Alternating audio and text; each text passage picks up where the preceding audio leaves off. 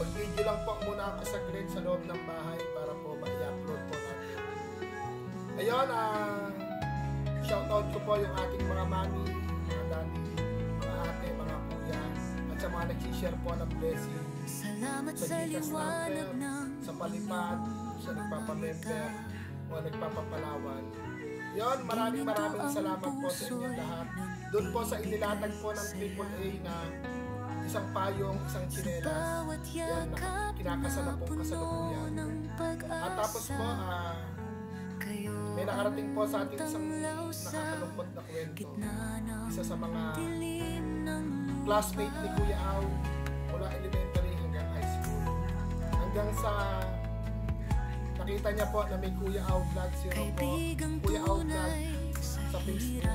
Dahil hindi naman po tayo pinala sa YouTube.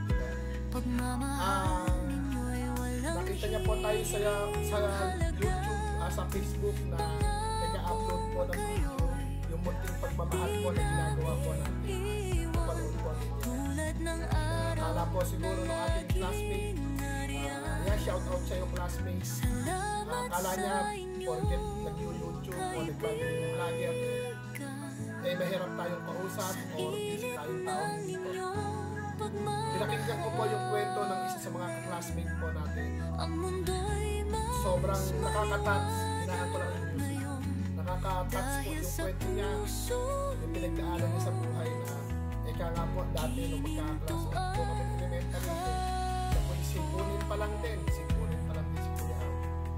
Pero ganun pa man po, nakontak niya po tayo. Naging followers po natin siya. Nakakwentuhan sa Messenger. Nagkaroon si Kuya Au bilang isang YouTuber o nagpa-vlog sa buwan. Interview po natin.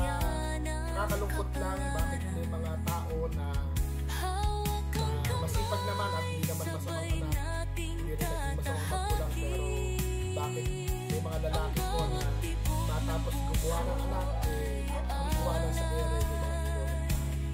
Ganun pa man po, narinig tayo ng kwento po sa kanya. Wala man po tayo makishare na tulong, kundi payo lang naman po.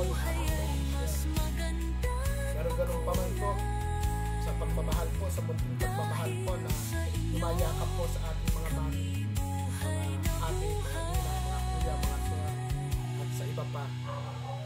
Nagagawa po natin kahit, sabi ko nga po, munting pagmamahal lang, munting biyahe pagmamahal, pero hindi po ito malaki, hindi munting po, munting biyahe pagmamahal, pero ito po nanggagaling po sa puso ng mga tao po na nag-share ng blessing. Kaya po natin ito nagagawa. At sa mga nag-share po sa people day. Kaya shout out kay Kuya Allen, Kuya Allen dito, at sa mga mami po natin dyan. Alam niyo kung sino po kayo. At sa mga sir, sa mga ate, sa mga kuya, at sa lahat, sa mga ninong at nila. Alam niyo po kung sino yung lumayakap po sa aming channel. Kaya pati po sa mga nanonood, kahit konti ang views natin, pero may nagagawa po yung panonood po ninyo.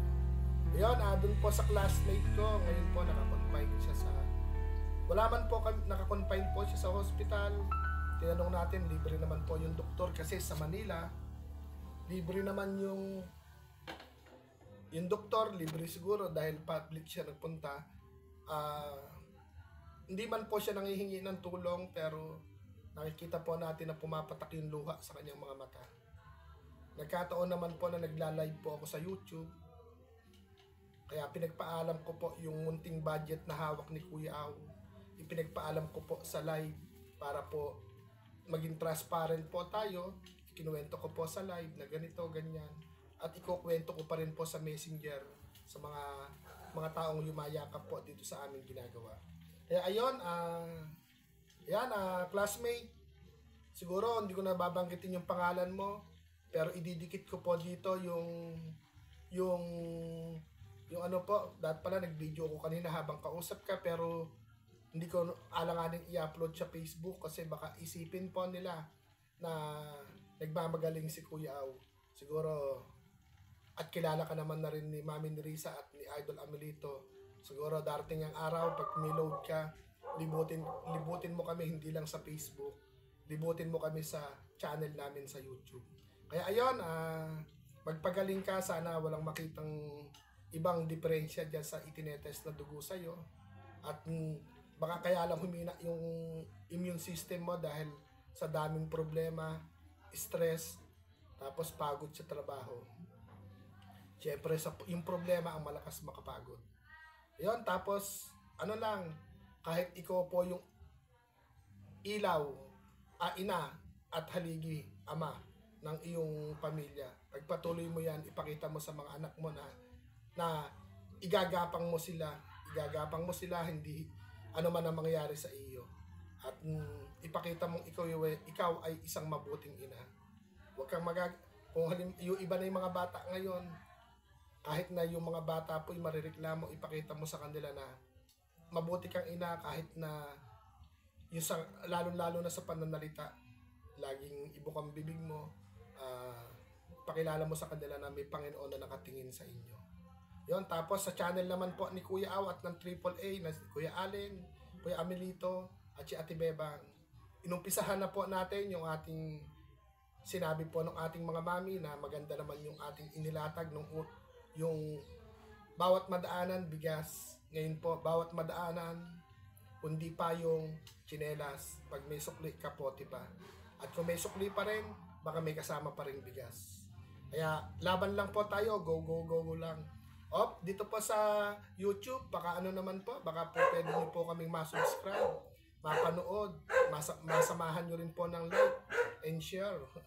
At dito naman po sa Facebook, nananawagan po si Kuya Aw Vlog. Pa-share naman po, pa-comment, pa-like, and pa-follow naman din po.